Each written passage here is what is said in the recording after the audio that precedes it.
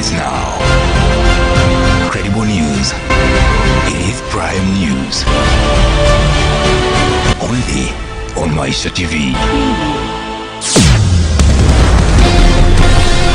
Prepare for the beast.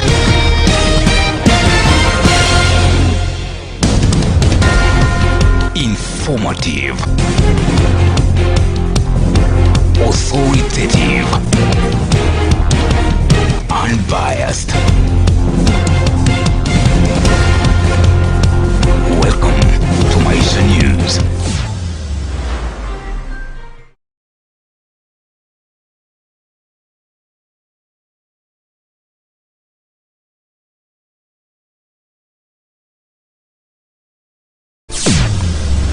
We are education. We are academics. We are knowledge. We are your trusted education partner. This is Maisha TV. A big business starts small.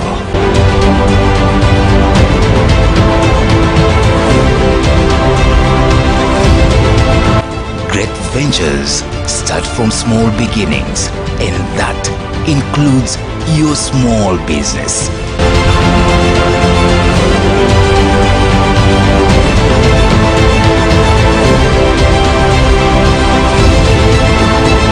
My hustle, my story on Prime News every day on Maisha TV.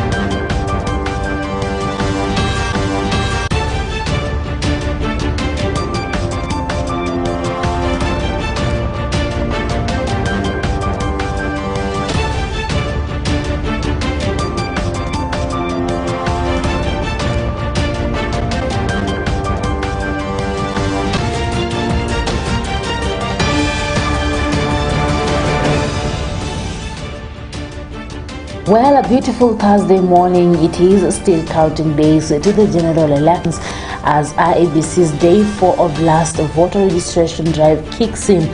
Firstly, I'm so appreciative of you for joining me on a 1-hour journey to a destination that will leave you more educated and informed on stories making rounds in Kenya and the neighbors. Just a recap for you: presidential hopeful and prominent businessman Jimmy Wanjigi was released from custody on Wednesday following his dramatic arrest on Tuesday evening. Wanjigi, who spent the night at Kamukunji police station, claims his arrest has nothing to do with the said land fraud case, but has everything to do with his political stand. This is as the race for State House intensifies, with the race now being perceived as a two-horse race between Raila Odinga and William Ruto. We have these and many more stories prepared for you this morning, and remember, we have a 5 segment at the end of the bulletin where I will highlight the issue of chaos during political rallies. Welcome to the authoritative and now the most watched bulletin that airs Monday to Friday at 8 p.m. and 9 a.m. and on weekends, that is Saturday and Sunday at 9 p.m. My name is Rida Kering Chebet.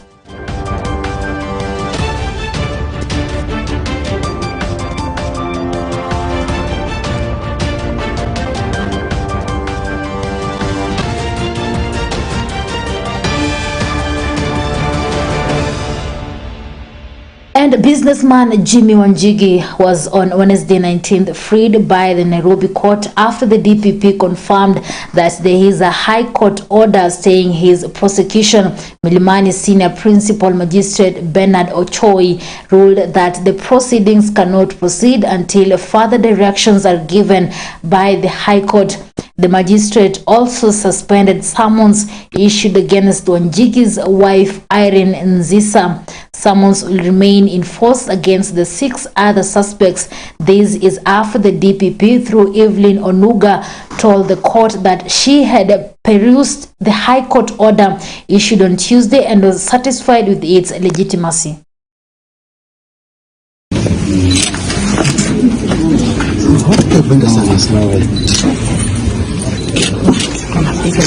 A High Court in Nairobi has suspended the prosecution of a businessman, Jimmy Wanjigi. This is to allow for the verification of a court order issued to stop the arrest of Wanjigi until February 9th, 2022. Wanjigi appeared in court on Wednesday, January 19th, following dramatic arrest at his quarter offices in Westlands, Nairobi, by officers over the alleged fraudulent accusation of land.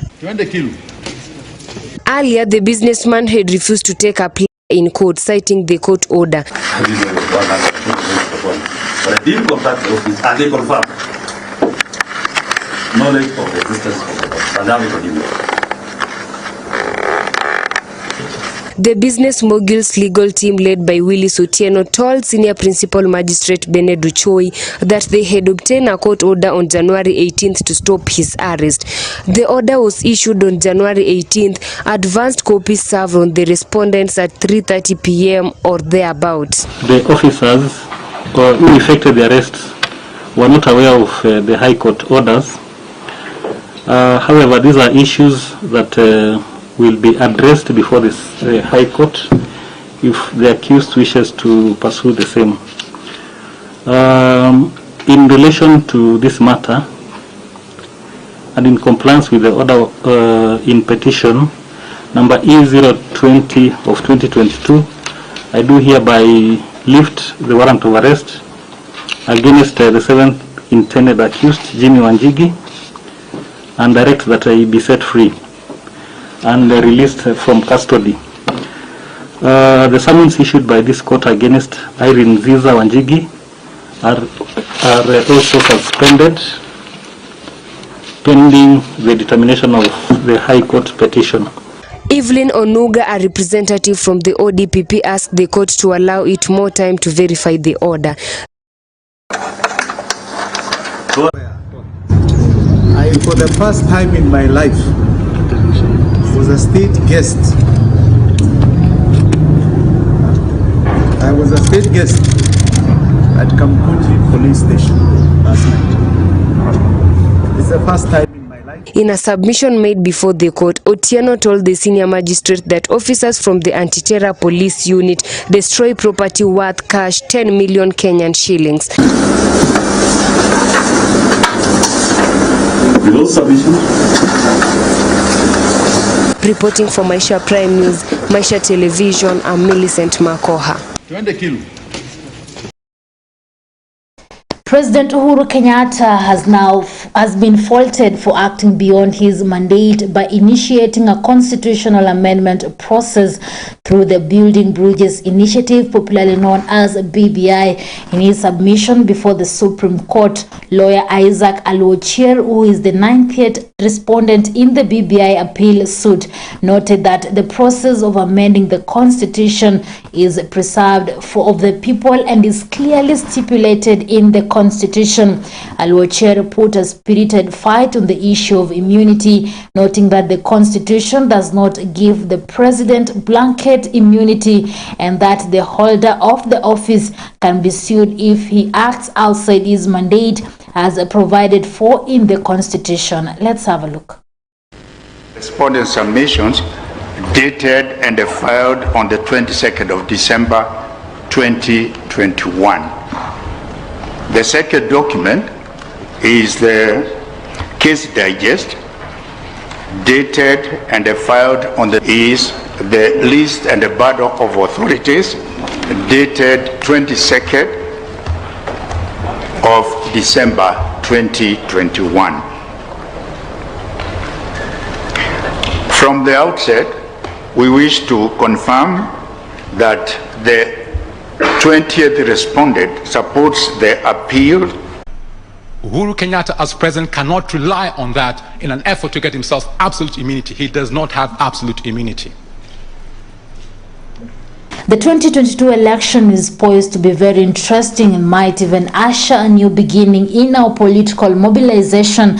Granted, it is difficult to call or even predict from the campaign trail because there is a sense in which these campaigns are redefining what we have seen in the past. Clearly, whether the wave we are seeing will translate to votes is undetermined for now.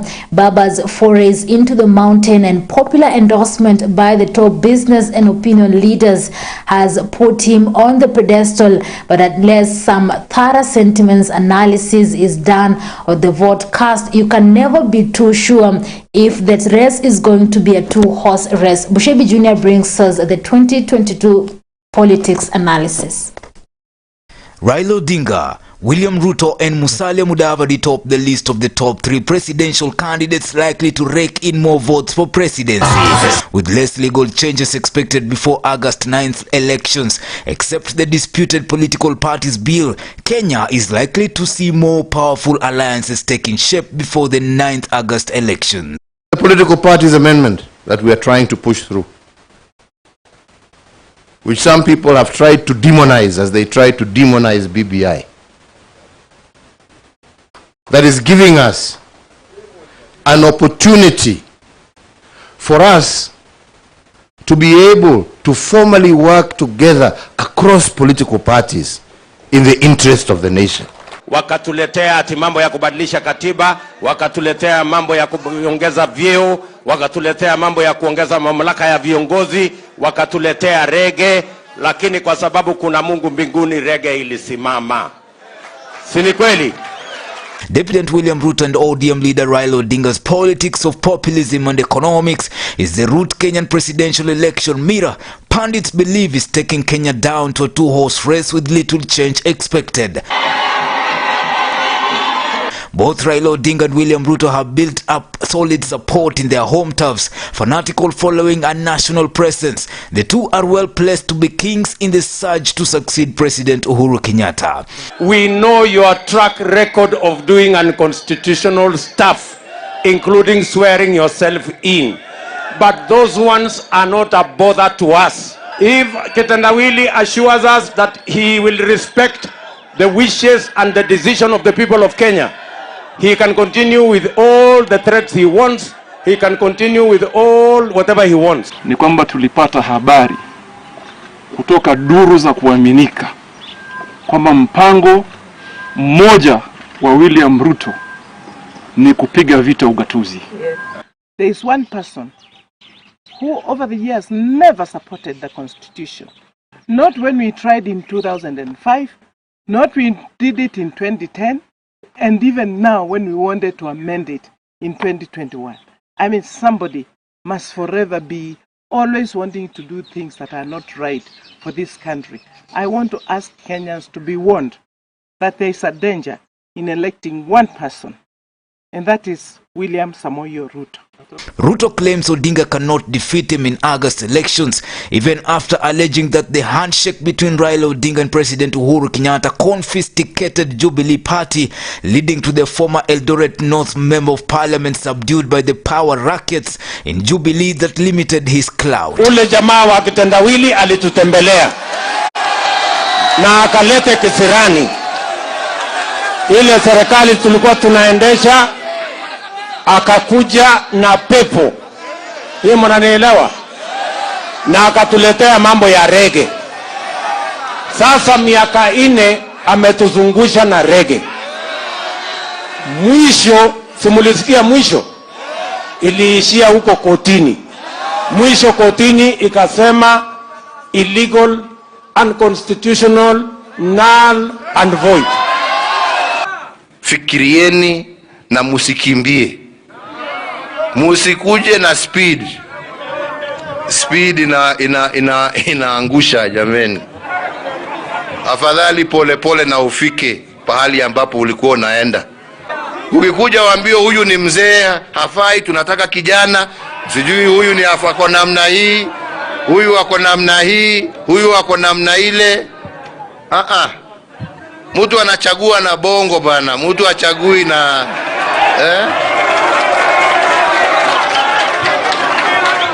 uongozi uko hapa. Sio uongozi, sio mpira ya kuchezwa kwa kiwanja. Uongozi sio sprint, ni marathon. Wewe utakimbia hapa, by the time umefika pale pumzi imeisha, lakini mzee amekanyanga pole pole akuja kupitia ukiwa bado kwa barabara. If people are worried that the young people are running very fast, then they must wake up to the reality. There were rumors that DP Ruto was courting Mudavadi and Moses Wetangula to support his bid for presidency come 9th August. Founded rumors doing the rounds that some members of the alliance have shifted to other political formations. Freedom of association should not become a political ventilator for the people of Kenya. And not receive any formal or informal invitation from anybody in regard to my political activities. I am a member of OCA, a coalition of the willing. Ati mumesemaje? Ati mumesemaje? Ati amupangwingwi? Wakenya wamechoka na uongo. Wakenya wamechoka na porojo. Wakenya wanataka kujua ukweli. Ile kitu ya mwisho tunaweza kufanya ndio tuzike hii nchi ni kupatia William Ruto rais wa Kenya hii. Hiyo ni kuchukua sasa Kenya kuingiza kwa shimo, kuzika. Hakuna kitu itakuwa imebaki. Na unasikia wakiongea wanasema hawataki wa Kenya wakumbushwe juu ya historia ya Kenya hii. Kuna sababu watu hawataki kuongea juu ya historia Kenya hii. Hawataki nyinyi wa Masai mkumbuke ya kwamba walikuwa wamenyakua msitu yenu huko Mau, na kama si huyo baba kusimama aseme msitu lazima itunzwe, hiyo msitu haingekuwa hapa leo. Nevertheless, under his new party UDA, Ruto's charm has attracted Jubilee rebels seeking to realign themselves politically ahead of the 2022 general elections. The DP embarked on a charm offensive to woo governors, senators and MCAs, even as his party, the United Democratic Alliance Party, pumped up massive recruitment of members to consolidate support across the country. Niwa Musalia Mudavadi akikuja hapa Uasin-Gishu kutafuta marafiki, na bahati mbaya ama bahati mzuri apate huyu rafiki anaitwa Asla, ni makosa kweli? Ni makosa kweli? Na mimi nimeona ile watu wa Azimio la Umoja wameanza kuniwekea mdomo ati mimi ninapeleka Musalia kwa naibu wa rais. I want to tell those people without blinking my eye that your enemies are not necessarily our enemies. Your friends are not necessarily our friends. Nyinyi pangeni marafiki zenyu, sisi tupange marafiki zetu. Tuko na chama ya mahasla. Chama ya mahasla inaitwa nini?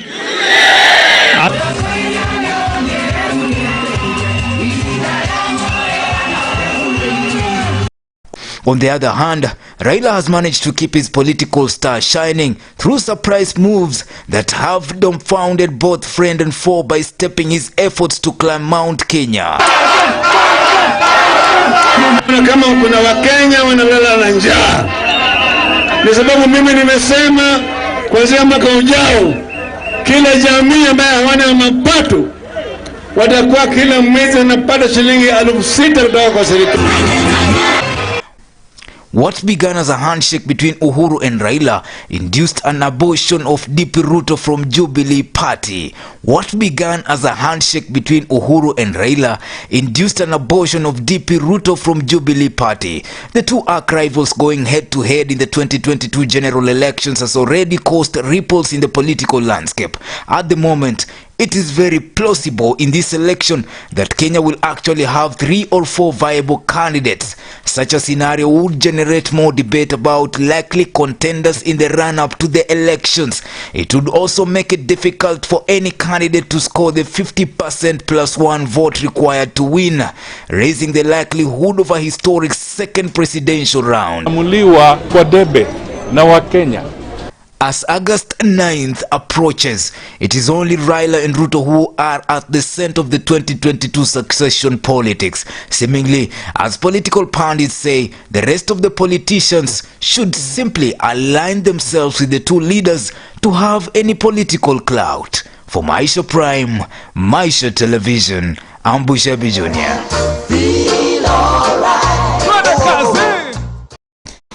9 Kenya Power managers will now be detained for more 8 days to allow police to complete their investigations over alleged sabotage. The suspects were arraigned before trial magistrate Boaz Ombewa, where the Director of Public Prosecution DPP sought for 21 days, a move opposed by the defense lawyers led by Dansan Omari. According to the DPP, the investigating officers needed more time to probe and establish the cause of blackout that rocked the country last week, and 10 individuals have been arrested over the incident. The prosecution further stated that the law does not permit them to hold the suspects for more than 24 hours without the order from the court. The matter is said to be mentioned on January 28, 2022 to confirm whether investigations have been completed.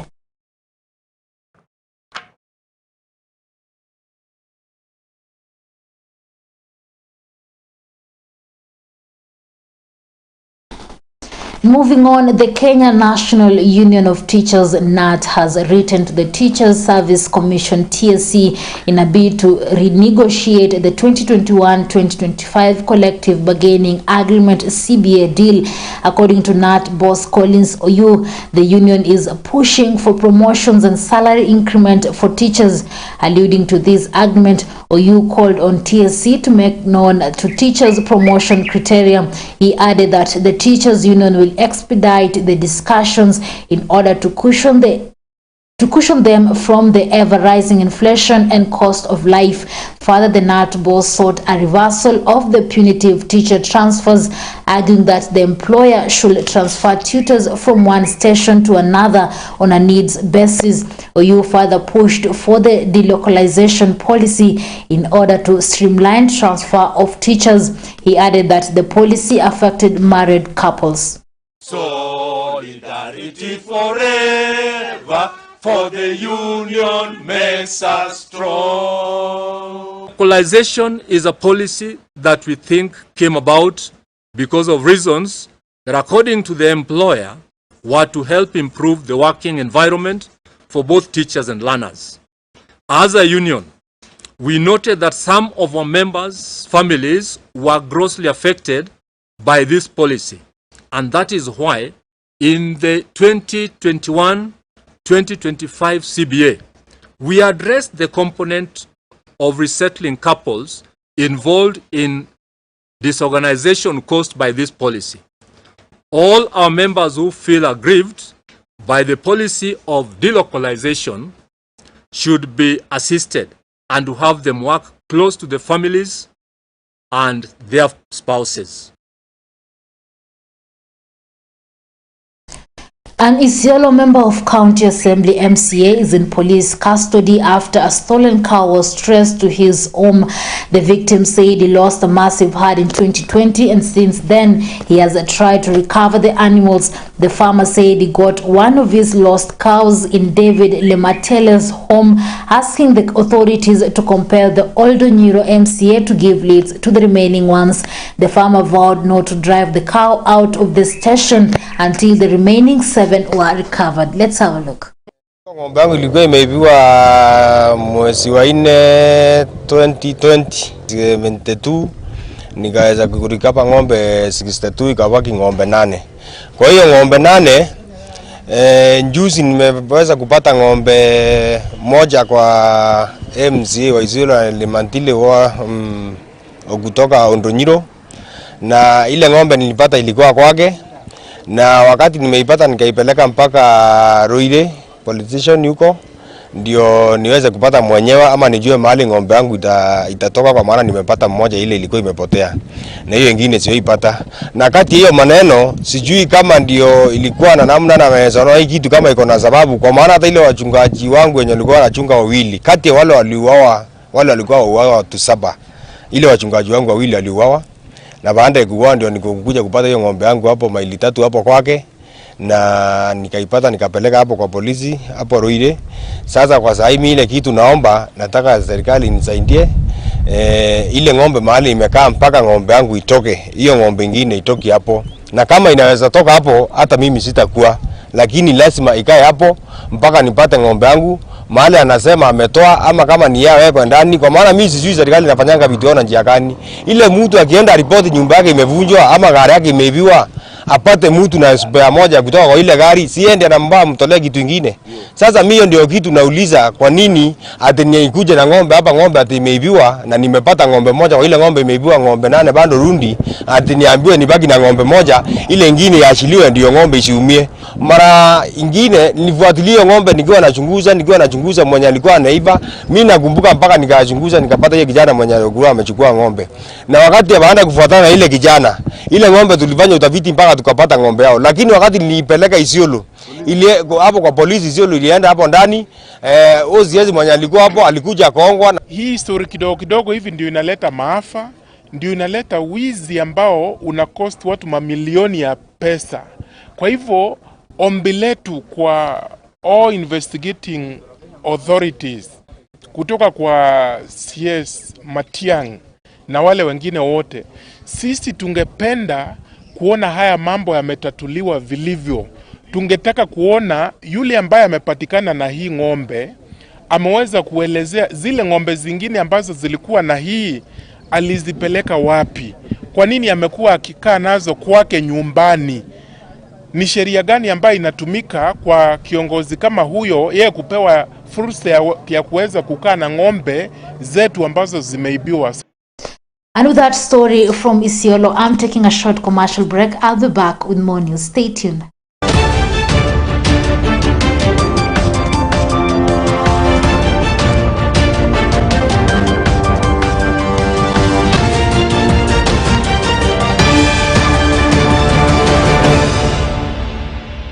Now, education is always the key to success. Education is the background. Education should be the foundation. As Maisha TV, we embrace, we honor, and we value education. Education is a way of bringing information, knowledge to our people. And that is the basic importance that we can see education doing. We are here as solid partners to the growth of academics and career building in the nation. It is all here on your fastest growing TV station, Maisha TV, where you choose it, watch it, and love it.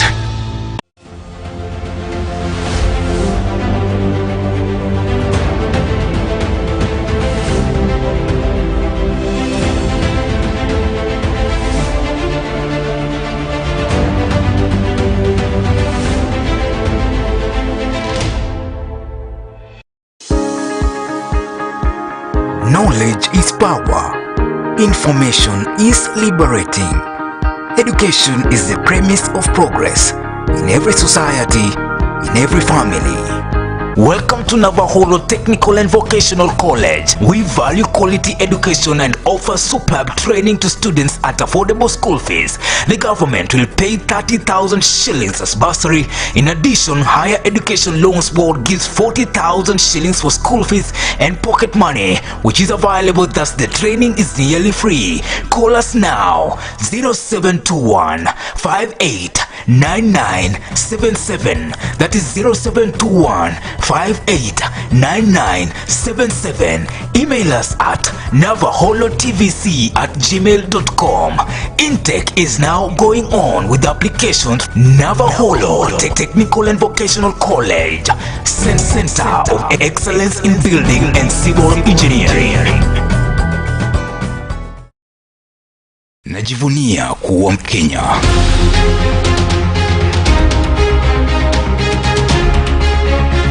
Na ninajali matukio yanayojiri nchini Kenya na ulimwengu mzima. Natazama runinga ya Maisha ili nipate habari kamili. Naichagua, naitazama na ninaipenda. Maisha TV ni bora.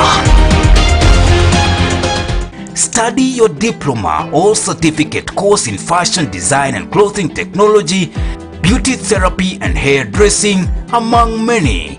Our ICT department gives competitive courses guaranteeing both employment and self-employment through study of diploma in computer science, ICT, certificate in information technology, computer packages, and many more. For more information and application, hurry and contact us now on 0721 280 180 or 0726 800-561.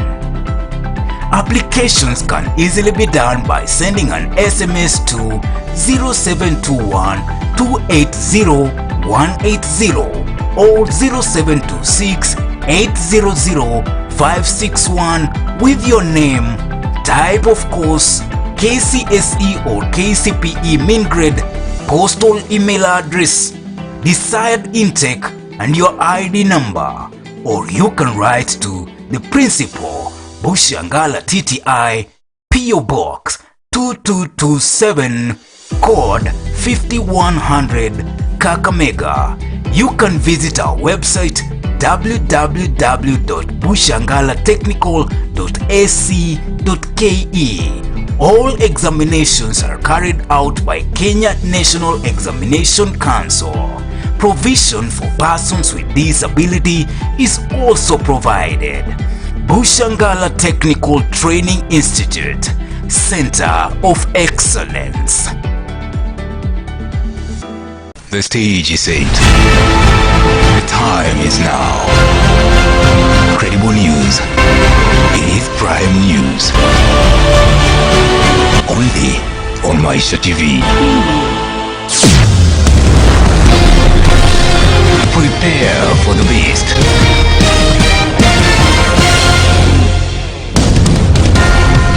Informative, authoritative, unbiased. Welcome to Maisha News. A big business starts small.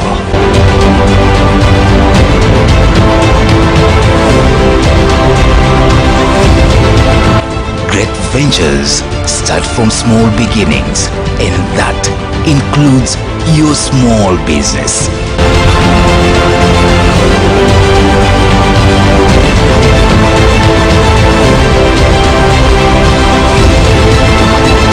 My hustle, my story on Prime News every day on Maisha TV.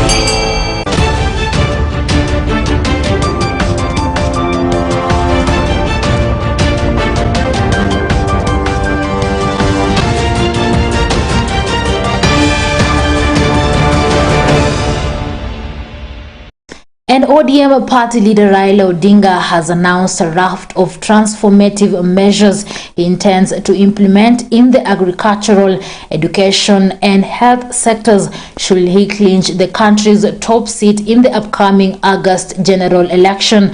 Addressing a delegation of leaders from northeastern region in Nairobi County, Odinga promised that his administration will create a conducive environment for the creation of jobs and wealth for the citizens in the region.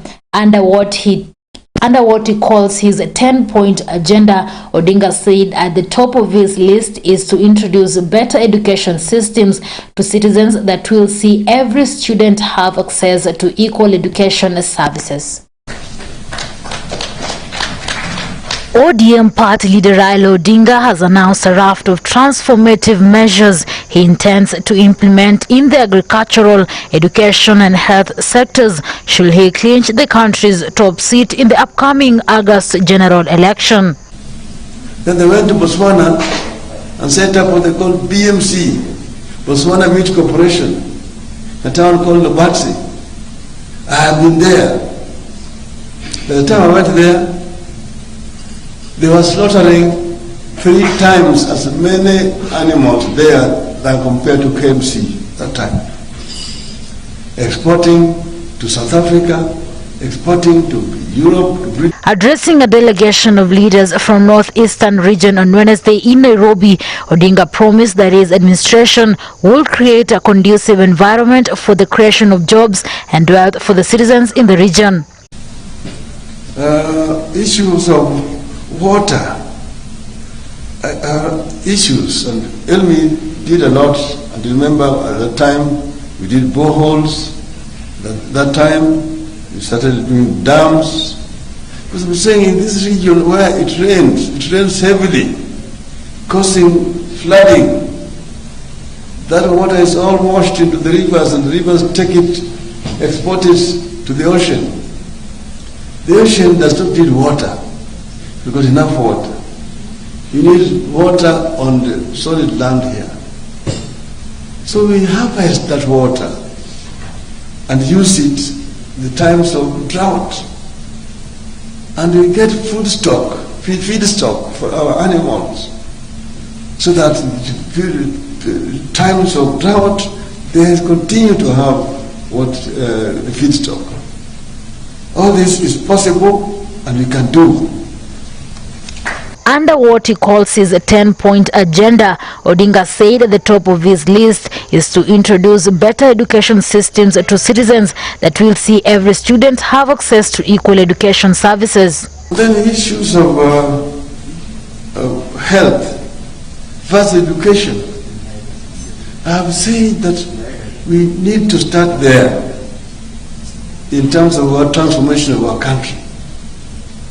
I say that this country has had 2 liberations, that we need to give each and every child born in our country, irrespective of the socio-economic status of the parents, equal opportunity from nursery, primary, secondary, tertiary, up to university level.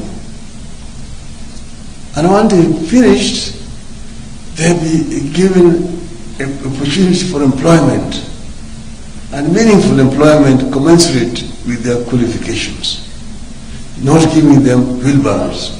The ODM boss added that he will develop the meat processing industries in the region, citing that their main activity is livestock keeping and in turn boost the economy of the region's economy. Livestock. I've said that people with livestock do not need to be poor people. For a long time, Botswana was running an economy purely based on livestock. They did not, before they discovered diamonds and so on in Botswana, it was running one of the most successful economies on the continent. And the Botswanans came to Kenya to learn from Kenya in 1968. They were taken to KMC in Athi River. They went and looked at it. At the same time, the former premier reiterated that he will introduce social protection programs that will see every Kenyan pocket 6,000 shillings monthly stipend. Odinga added that his government will ensure that every citizen will have affordable health insurance cover under his BAMBA Care Health program. Treasury Cabinet Secretary Ukuri Yatani, on behalf of the leaders, assured the Northern Region support for the ODM boss, affirming their confidence in his governance when he clinches the country's top seat. He said they are willing to partner with Odinga to achieve his leadership agenda. To you, a handful of friendship. To you and your party, we want to be partners and we want to be friends. We want to be mutually respected partners. Sisi tumekaa chini kama wafugaji. Tukasema this time round we cannot be in the cold. This time round we must be at the high table where the decision is being made in this country. We have been second-class citizen in this country as far as decision is made at the high level. Lakini leo tumejipanga. For Maisha Prime Maisha Television, I'm Rida Kering Chebet. Now let's check out on our education segment. The learning institution, especially the secondary and primary schools, have set the antennas for the coming national exams. In Civilian Day and Boarding Secondary School, which is located in Avaholo sub-county in Kakamega County, we met Isaac Wandera, the school principal, who narrates on the plan set by the school to reach the school projected mean of 7.5. My name is Isaac Wandera, Principal Civilian Secondary School. This term is short. We have 10 weeks. Already we are in the second week. We are remaining with 8 weeks. And within the 8 weeks, we need to prepare the candidates for the forthcoming KCSE exam. And even these other students in Form 1, 2, and 3 to cover the syllabus in time, because this is our third term. So that by the time we finish, all the students in all classes will have completed their syllabus. We are putting programs in place to ensure that our candidates get a mean score of 7.5. That is our target for this year. The school in the 2020 KCSE exam scored mean score of 6.5, which is a C plane. Last year we had a mean score of 6.4, so which was a C plane. We want to move to a mean score of 7.5, which is a B minus. And we have put programs in place where mathematics, languages, and sciences, students are doing exams weekly, and they are marked and revised so that we shall be able to acquire that grade, to achieve the grade we have planned, 7.5 B minus. The school management has invested much in nurturing the students' talent in various fields, such as music, football, athletics, among other careers. So what I just advise that if a student to establish, like what I do in this school, I nurture talent. I nurture talent, I prepare students for the talent shows, and if I identify, for example, good singers, we already planned with them that we are going to record their music. Those ones who can be able to write, we want to advise that we prepare them to even writing some documents that can be published, so that at least we nurture that talent. And at the same time, they don't have to only do that. They must also do well in academics. Mr. Wandera has advised the student countrywide to choose on the marketable careers which will easily earn them a living. So we emphasize academics, and we also emphasize on issues of developing talent. Even soccer, we have had our students even participating in inter-school competitions this term when we were in Corona. So we have really nurtured the talent of the players of this school. This area of technicals and applied, that's where students have neglected so much. They have assumed issues, even areas like physical education. They have assumed areas like drama. They have assumed areas like music. And those are areas that are most paying in the current generation. So we really talk about nurturing talent and developing students' career according to their interests. The principal has called on the parents to swiftly pay school fees for the smooth running of school programs. We opened school on 4th of January 2022. All students reported, though what we have noticed is that most of them came without any payments, and it has given us a bit of a challenge. And by that time, the government had not submitted the funds that are required, though finally by Thursday last week we received. We want to appreciate the government for that effort. Though I just want to wish that parents need to take their responsibility and pay for lunch for their students. They also need to pay boarding fee for those students who are in boarding section. He also applauded the good work done by the School Board of Management and Avaholo Sub-County leadership under the area Member of Parliament, Honorable Emmanuel Wangwe. For Maisha Education segment, Maisha Television, I'm Millicent Makoha. They are not it back. Well, every day in our bulletin, we highlight the hustles of different Kenyans. Let's take a glance at our today's feature, My Hustle.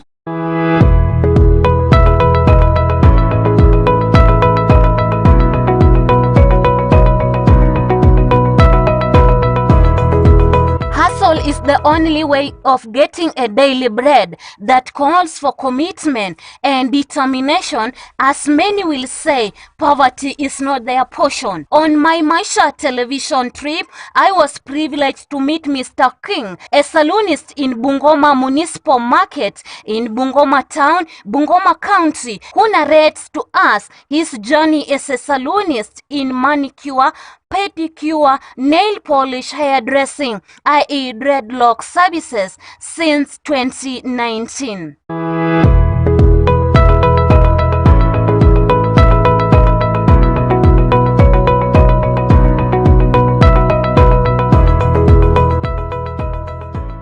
Kwa majina naitwa Kingson, but wengi wananijua kama Kings. I'm a beautician and a loctician. Hapa town najihusisha na beauty mostly concerning dreadlocks and beauty of nails. Na vitu zingine like makeup. Hizo ndo vitu mimi hufanya. Okay, ile kitu ambayo ilinituma kufanya hii job ni passion. Yeah, passion ndio ilinifanya nifanye hii job. Na ni kitu napenda pia.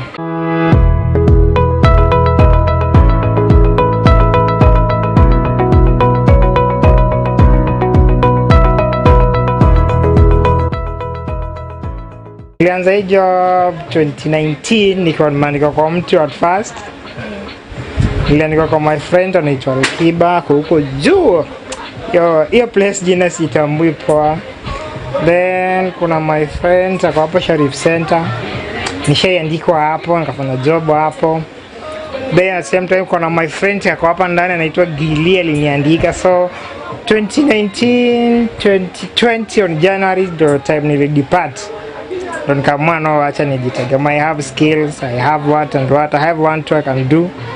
Then I decide, Mr. Alex, the owner of King Dreadlocks and Nail Salon, says his job has always earned him a daily bread and also helped him support his siblings in paying school fees and the basic needs, adding that he's proud of his job as a self-employed person. Sasa at first before nianze kujitegemea, mali mimi nilikuwa na work nilifukuzwa.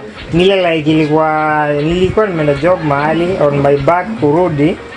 Ikakuwa sasa nimefukuzwa, akaniambia wewe King unajua ni aje. Toka mimi sasa kwa work na wewe. So okay, ilikuwa a very tough journey but mimi ni msee wa kujituma, I know how to stand. I know what to do. Ilikuwa 2019 November. The time moja jamaa alinitoa kwake. Hapa kidogo taniwia radi because napendanga kuwa msiri that I will just say one and two. From this job from 2020, I have acquired one plot somewhere in Skata from Feb up to now. na vitu zingine zenye siwezi sema cause napenda life yangu ikiwa secret kidogo. He urged all youth to be more hardworking for the betterment of themselves. Soma si mbaya, pia kuandika kazi ya ofisi si mbaya, cause me I have brothers, I have relatives, I have cousins. When wamesoma they have papers, but saizi wanafanya job yenye hawakusomea. Cause Kenya nilikuwa zamani si Kenya sahi. Kenya saizi inataka okay you must learn, but learn ile kitu ile course yenye iko marketable itakusaidia. But usisome tu ile course ambayo unataka kushtua kijiji nayo. Unajua jamaa anaenda kufanya course. And has requested the county government of Bungoma to ensure security of business in the county and also help the small scale traders by offering them loans at a lower rate. Issue na county ya Bungoma iko kwa sijui, let me say tax ya bigindo iko juu kidogo, na hapo hivyo tunaelewa tax iko kila mahali. Sasa ni hiyo tu, tax kidogo iko a bit high, but inabidi tunajikaza because we wanted to work, because hakuna otherwise vile utafanya, because ni lazima you pay for tax for you to work.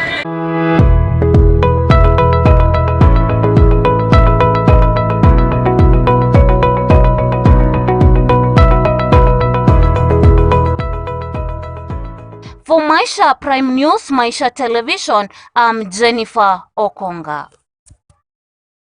And now let's switch over to our news segment 5/5. With another general election around the corner, leading presidential contenders are pulling all stops to win the support of the youth who are already disillusioned with the empty promises that characterize Kenya's politics. Violence around the time of elections and during campaigns are common in Kenya. Ethnic divisions flare up as politicians exploit rivalries for increased votes and influence.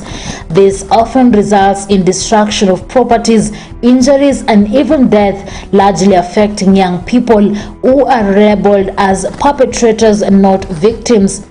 Let's start with the recent ones. On Sunday, 16th January 2022, chaos marred DP Ruto's Jacaranda rally in Nairobi as ODM and UDA youth clashed. Police officers were forced to hurl tear gas canisters at crowds to disperse the rowdy ODM and UDA youth who were throwing stones and engaging each other in battles. 5 people were arrested over DP Ruto's Busia rally chaos on October last year. The ODM leader Raila Odinga's motorcade on January 2021 was attacked when he took the Building Bridges Initiative BBI referendum campaigns to Githurai in Nairobi County, just to mention a few. Is the Interior Cabinet Secretary Dr. Fred Matiang'i doing enough to curb the violence that has been witnessed in the political rallies in the last few months? Because the trend is worrying and someone should act faster, because we don't want to take our country back to where it was in 2007 and 2008 during the August polls. As youths, we should desist from being used by politicians to heckle and throw stones just for meager cents. We can do better than that. Let's preach peace and unity. That was our Prime 5/5 with me, Rida Kering Chebet, from the editorial board that brings you the authoritative and now the most watched bulletin that airs Monday to Friday at 8 p.m. and 9 a.m. and on weekends, that is Saturday and Sunday at 9 p.m. That marks the end of the comprehensive and authoritative bulletin Maisha Prime News. Enjoy the rest of your viewing.